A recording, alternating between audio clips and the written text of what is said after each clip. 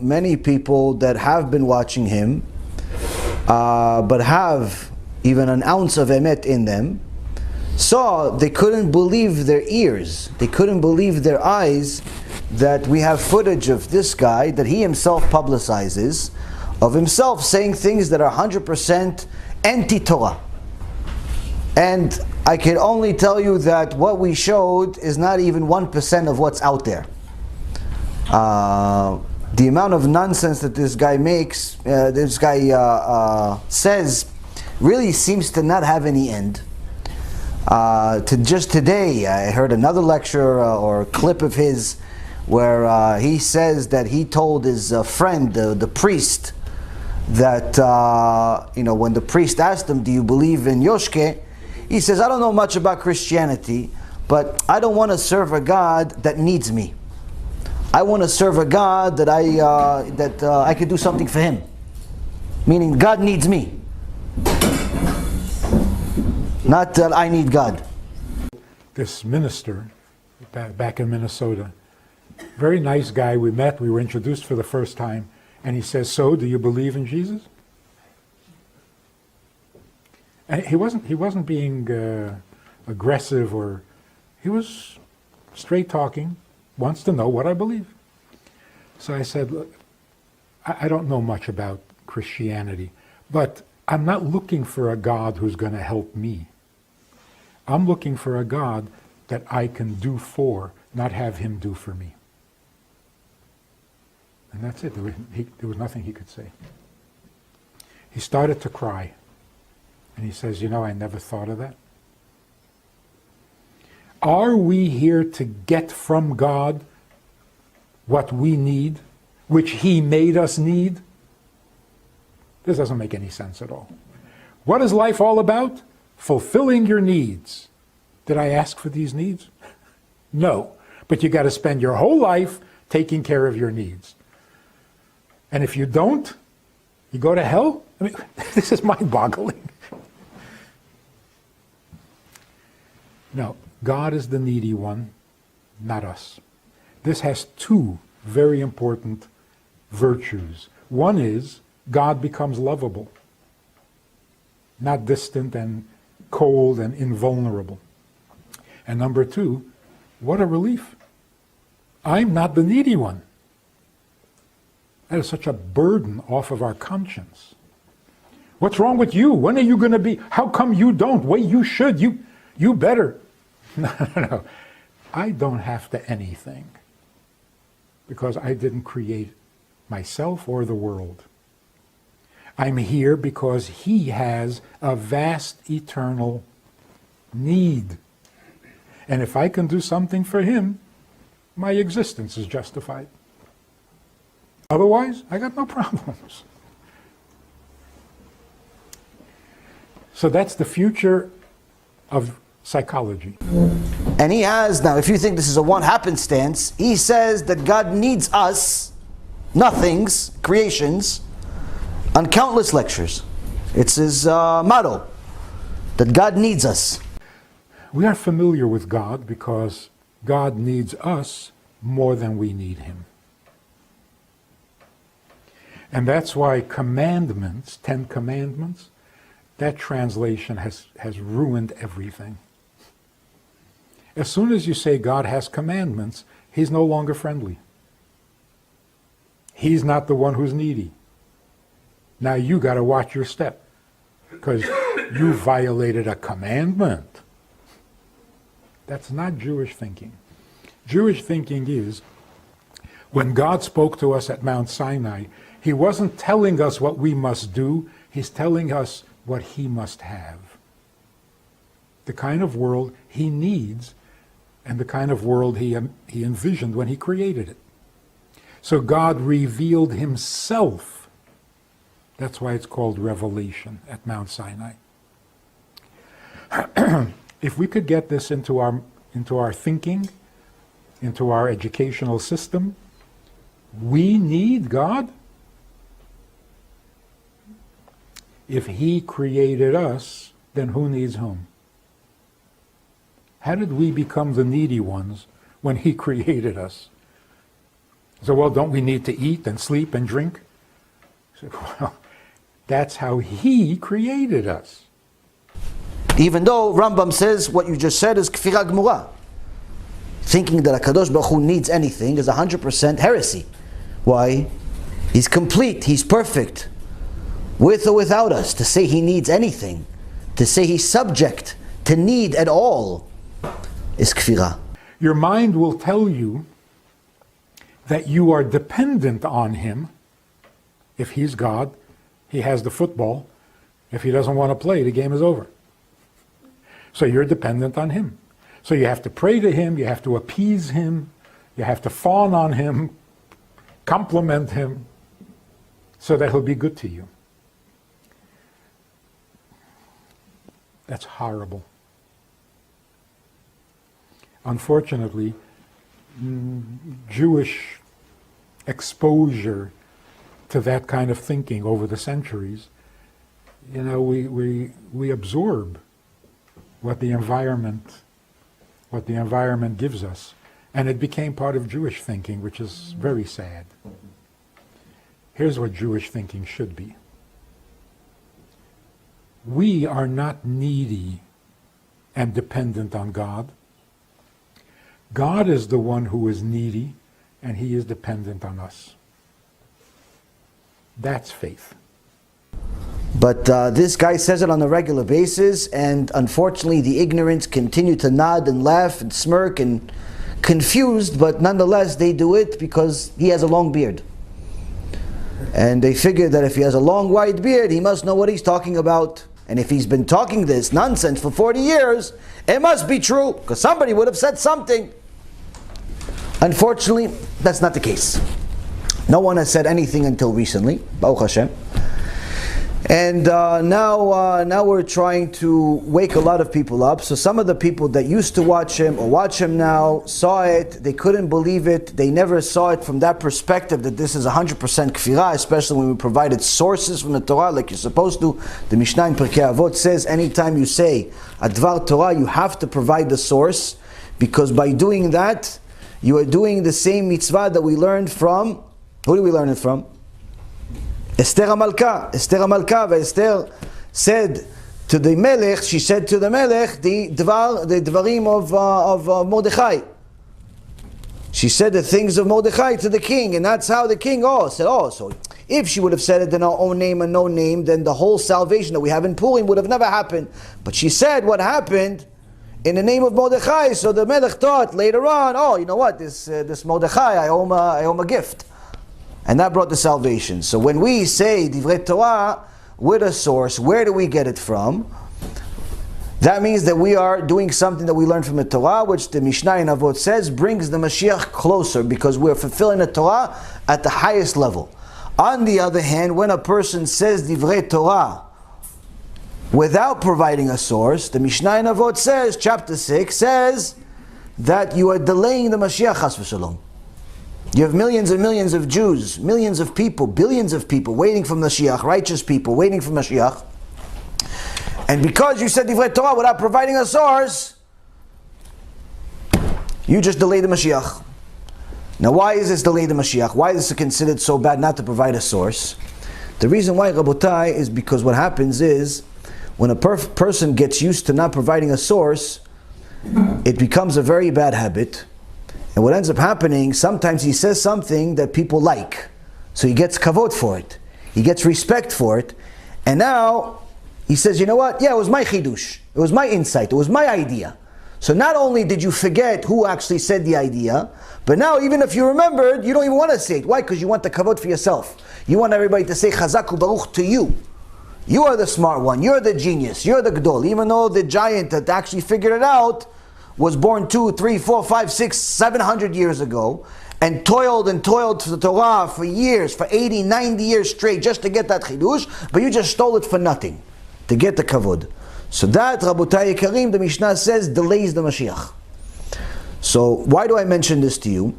Because along with talking about people that are wicked, you have to provide a source of why they're wicked. But in today's age, what I found out is that you not only have to provide people the source of why such things are wrong and such things are right, why this person said this and this person said that, but you actually have to show it to them.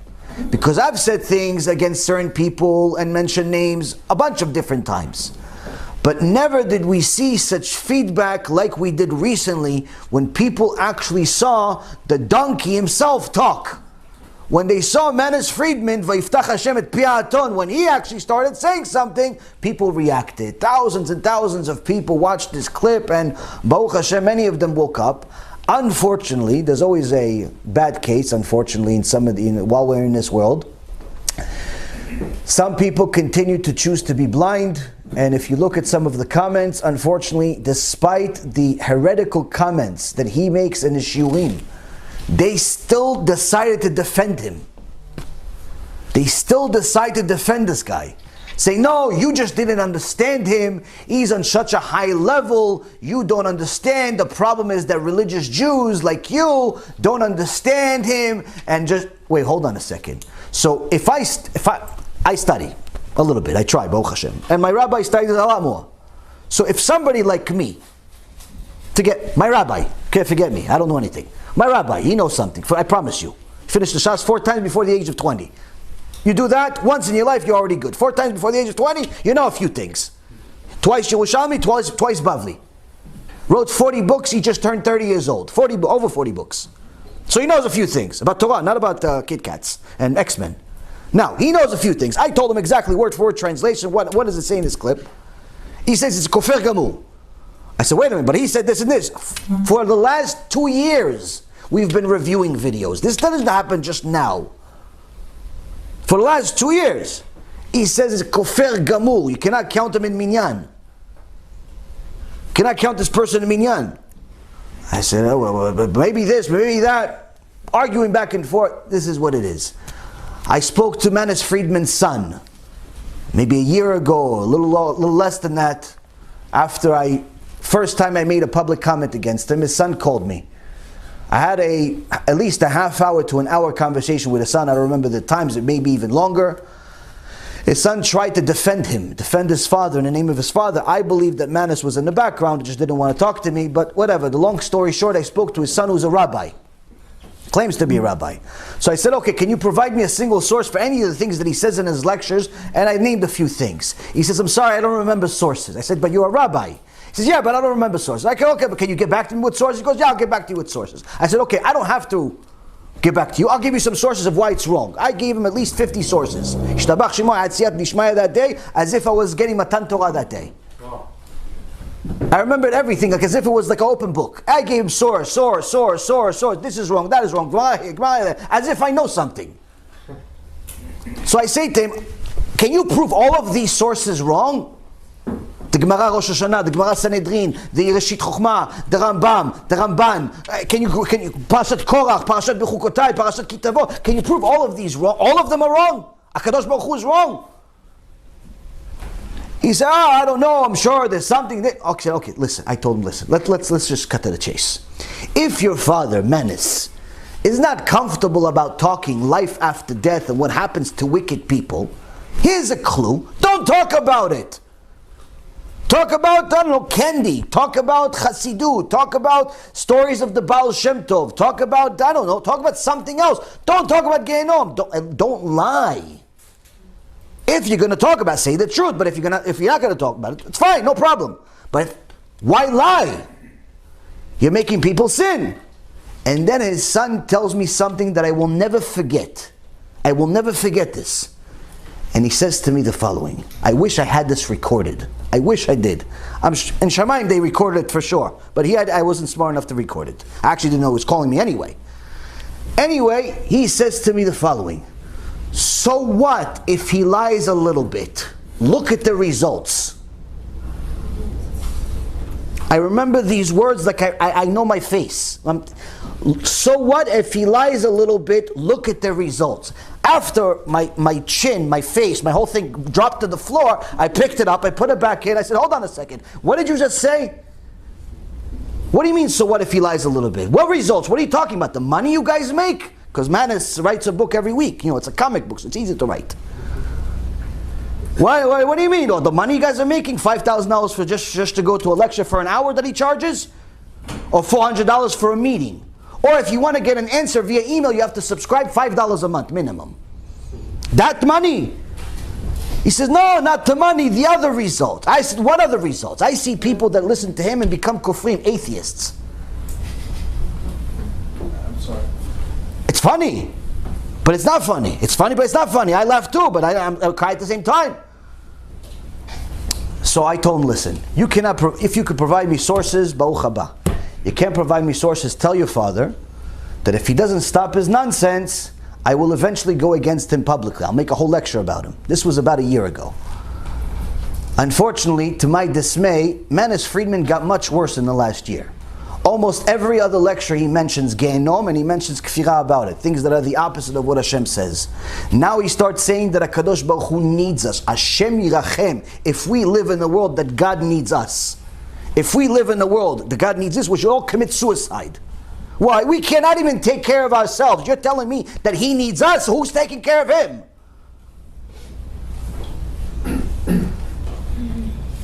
What do you mean He needs us? That's what I'm saying. What does He mean? He needs us. What does it mean He needs us? He says He created us, therefore He needs us. I didn't ask to be created, He says. To bring the Shekhinah? I didn't ask to be created. So all religion is trying to gain something from God. A blessing, pleasure, reward. Judaism is the exact opposite. What happened at Mount Sinai when God took us out of Egypt and brought us to Mount Sinai, He didn't tell us how to get to heaven. In fact, heaven isn't even mentioned in the Torah, except at the beginning. In the beginning, God created heaven and earth, and then the rest of the Torah is about earth. Heaven is not mentioned again. So we're not trying to get to heaven. In fact, we don't want to get to heaven because you got to die to get there. Not a good deal. What we want is to bring God down to earth. That's what happened at Mount Sinai. God came down to the mountain to tell us what He needs, not what we need. He says that a man and a woman, why are they opposite? Why are they attracted to each other? Because originally they were born, Hashem created a man and woman together, which is the Gemara in Masechet Brachot says. And he says that the man and woman really separate, they're bad. So the reason why we're attracted is because it's not good that you're a man alone, and it's not good that you're a woman alone. If you are a woman, you should pay attention to this lady. If you are a woman, Manis Friedman is giving you a chidush. If you are a woman, you don't need the man. No. You need to understand something. In reality, if you're a woman, you have a need to be a man. And if you are a man, you have a need to be a woman. That's why you're attracted to each other. You need to be each other. You need to be, Rabbi, Goldenberg over there, he needs to be his wife, and his wife needs to be him. What? You need to be the other one. That's what makes you guys attracted to each other. You need to be the other one. Why? Because that's who you really are. You're the woman, she's the man, he's the woman, everybody's confused. Except Manis Friedman, he knows. Why are we attracted to the opposite? That, by the way, that is a big mystery in nature. It doesn't make sense. Men should be attracted to men and women should be attracted to women. That makes sense. Huh? What is this attraction to the opposite? What is that, like kind of a dafke? I don't want my own kind. I want dafke what is not the opposite. It's because it's not opposite. It's me. A complete human being is male and female. So a man's attraction to a woman is because he wants to be himself, not he wants something opposite to himself. A woman is attracted to a man because being a woman is not enough. A human being like the first human being, has to be both. Find me a place in the Torah, this I'll give you $1,000. Cash. I'll go borrow. Rabotai, how can people be defending such kfira? The answer, Be'ezrat Hashem, we'll get a little bit more today. But it's very, very important for us to know that this, unfortunately, has been going on for 40 years with מאניס. It has been going on for 40 or 50 or 60 or 100 or a few hundred or a few thousand years. But Am Yisrael, we've always had people like this. He's not new. He's just a new face for the last 40 years. We've always had people like him that try to revolutionize the divine Torah that doesn't need to be revolutionized. Now, HaKadosh Baruch Hu feels bad for people because He loves us. And when we talk about Gan Eden and Gehenom, we're talking about people that know that they are Jews. Know that there's a Torah, know that Torah is divine. What if you just found out that you're a Jew now? Well, guess what? Starting now, your judgment becomes very different. Until now, your judgment was very, very different than what it's going to be from now on. Why? Because if you didn't know you were a Jew for the first 80 years of your life, and you just discovered you're a Jew now, the judgment that you're going to have for the first 80 years is obviously not going to be as critical as it's going to be for us here listening to Shir Torah, knowing that we're Jewish. Now, to show HaKadosh Baruch Hu's mercy, I got a call, 2 calls, from a fantastic, wonderful woman, 79 years old. I got it today. I wanted to cry. To be honest, I cried a little. Don't tell anybody though. 79 years old, she just discovered she's a Jew. 79 years old. She just discovered she's a Jew. How did she discover she's a Jew? She heard from her mom years ago, 20 years ago, 25 years ago, that she is Jewish, but they weren't practicing. And her grandmother was also Jewish. But she says, if you're not practicing, like the Christians, you're not a practicing Christian, you're not a Christian. You're not a practicing Arab, you're not really a Muslim. They call you a kofir, they call you a lot of things. But then she heard in a shiur by Rabbi Tovia Singer Sheikhye that if your mother and your grandmother are both Jewish, you're a Jew. And he said this derech agav, like as a side note. It wasn't like a whole lecture about who's a Jew, who's not. He just said a derech agav, like as a side note. HaKadosh Baruch Hu felt bad for this woman to live 80 years without a purpose. Ishtabach shimo la'ad. HaKadosh Baruch Hu says in Sefer Shmuel 2, in chapter 14, verse number 14. Lebilti idach mimenu idach. No one be banished from him. HaKadosh Baruch Hu is not going to let anyone in the world live a life without having a chance to do tshuva.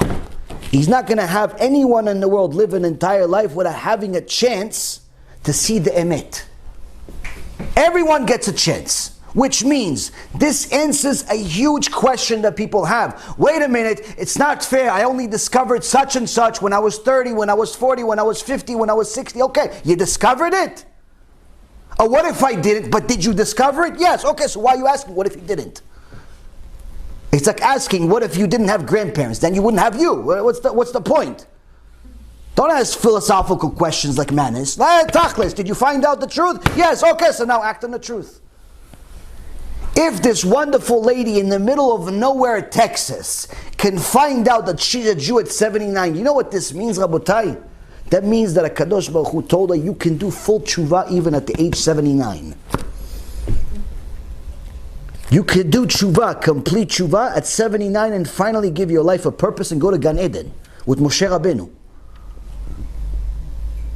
So that means, Rabotai, that none of us have an excuse. None of us. If this lady was crying to me on the phone, telling me, what do I do now? What does Hashem want from me now? What do I do? I said, don't worry, I'll send you some information, Bezrat Hashem will be in touch, and so on and so forth.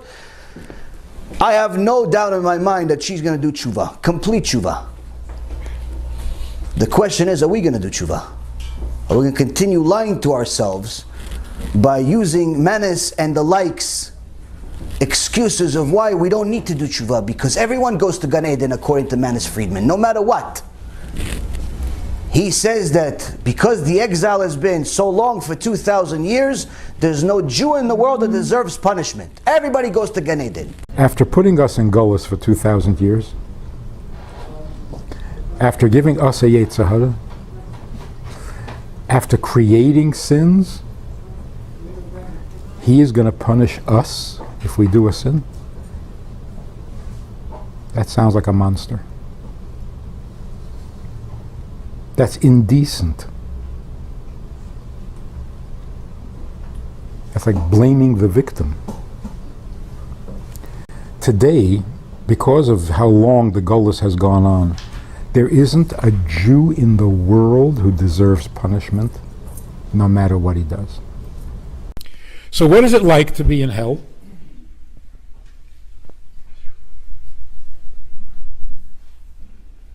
There is really a serious, proper definition or description of hell. When you come home, to your home, and you don't feel comfortable. That's hell. When you come to the place where you belong and you don't feel like you belong, that is horrible. The burning in hell is not a fire with little demons with pitchforks. The burning in hell is the embarrassment that a soul feels when it doesn't know how to be a soul anymore. Some souls go back to the world of souls as if they never left. Completely comfortable being a soul. That's heaven. But when you're uncomfortable being a soul, because your soul is so used to being in a body, not being comfortable as a soul among souls, that's hell. How long does it take to readjust? Maximum 12 months. After 12 months, you're in heaven. Where is the heads of Chabad? Tell me, I want to know. Where are the heads of Chabad that are supposed to, at this moment, now that this has become public, where are they with their cherem on such a person? Where are they? Where are the leaders of his own Keilah? Where are the leaders of this community? Where are the leaders in New York? Where are the leaders in Los Angeles? And in all places around the world? Where are all of they? Now, right now that you've seen and it's been highlighted that this person has been saying things that are against the Torah. What are you going to tell me? That, oh, you just don't understand? Well, Rabotai, if I don't understand, that's not such a big deal. I'm not such a smart person. But my rabbi, he's a very smart person. He learns Torah many, many hours. And if he doesn't understand, then I have a question for Mr. Menace. If my rabbi doesn't understand, and several other rabbis that I sent to don't understand, and several other Talmidei Chachamim that I sent to don't understand, no one understands that knows any Torah, then how is the average person in the public that's religious or secular but not considered a Talmid Chacham, not considered a scholar, how are they going to understand? If the scholars don't understand, if the rabbis don't understand, no one understands, how is the average person going to understand? How? Which means that the only way to understand it is what the Mishnah in Avot says, Chachamim tizahu bedivrechem. Chachamim, you have to be careful with your words because your words can lead your students to Gehenom. Why? If you speak in a way that's philosophical and theoretical and all types of other calls, and no one understands your calls, then guess what? The only thing we can do is call it as it is. Look at the basic understanding. The basic understanding is what you're saying is kfirah. So unless you can either explain it in a normal way that a fool like me could understand, unless you could explain it with a source from Chazal, there's no other There's no other conclusion other than to call it kfirah. But unfortunately, Rabotai, there are still going to be people that defend him, even after this video comes out. Because some people just want to be lied to. Because it soothes their lifestyle. It soothes their actions that are against Hashem. Makes them feel okay about it. Why? Maaniss said, I'm not going to Gehenom anyway. Now, why am I mentioning this again? We've done enough. Why is this being mentioned again? It's because unfortunately, Rabotai Yekarim, this is part of the prophecies that will happen before Mashiach. The Gemara in Masechet Sotah, page 49b, says that before Mashiach comes, there's going to be obnoxious people, chuspat izgeh, people that make comments on the internet without even understanding Aleph Bet of Judaism, making fun of the Torah. The reason we go to hell when we die is because we want to be with our friends.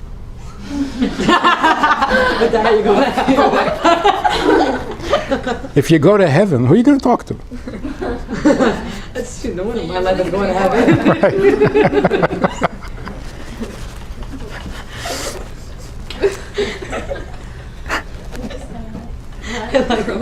You know, Christians are afraid of hell. Right.